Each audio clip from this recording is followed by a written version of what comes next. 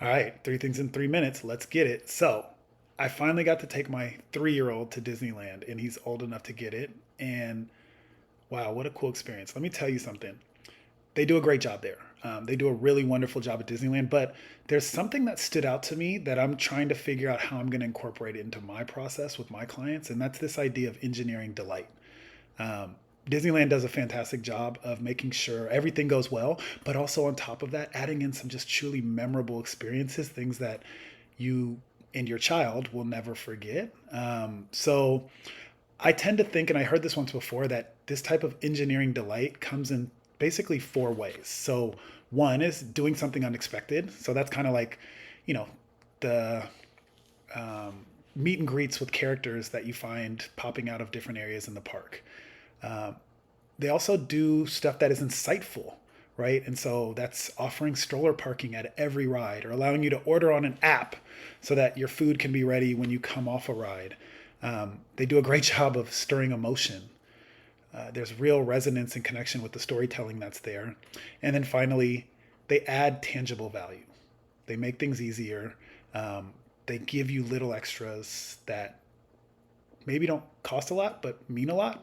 My nephews, it was their fifth birthday, and so they got little buttons that says, "Happy birthday, Quentin and Ezra."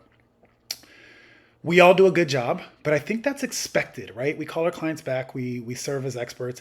We need to think about how we engineer delight, excuse me, and keep that in mind in 2025. It can be a real way to stand out and create raving fans out of your clients.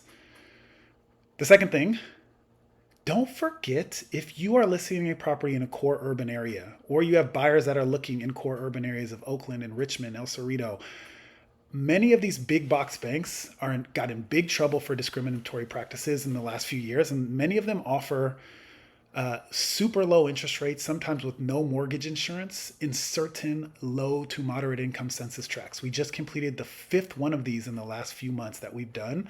And the buyers got super low rates, like 0.5% lower than market with no mortgage insurance. So if you have a client that's looking kind of in the flats or, in what we call the hood, check with your lender, make sure they're offering that type of program, and make sure that if they're not, you connect them with us so we can help. And then finally, rates.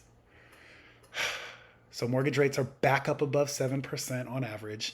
The reason is, although the Fed cut rates last week, they were pretty clear. They're downgrading the number of rate cuts they expect next year. And so the market is soaking that in. Remember, the Fed does not set the rate that your client gets.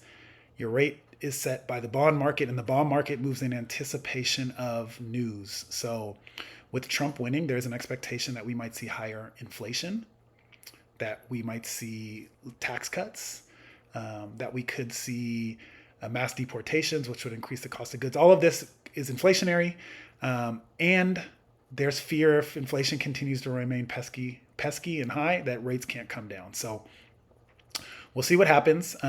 If the economy or the stock or the job market breaks, all bets are off. Rates will come down. But while things are still looking rosy, higher for longer is the name of the game. All right. Merry Christmas, happy holidays, happy Kwanzaa, happy Hanukkah to everybody. And I'll check you guys in 2025.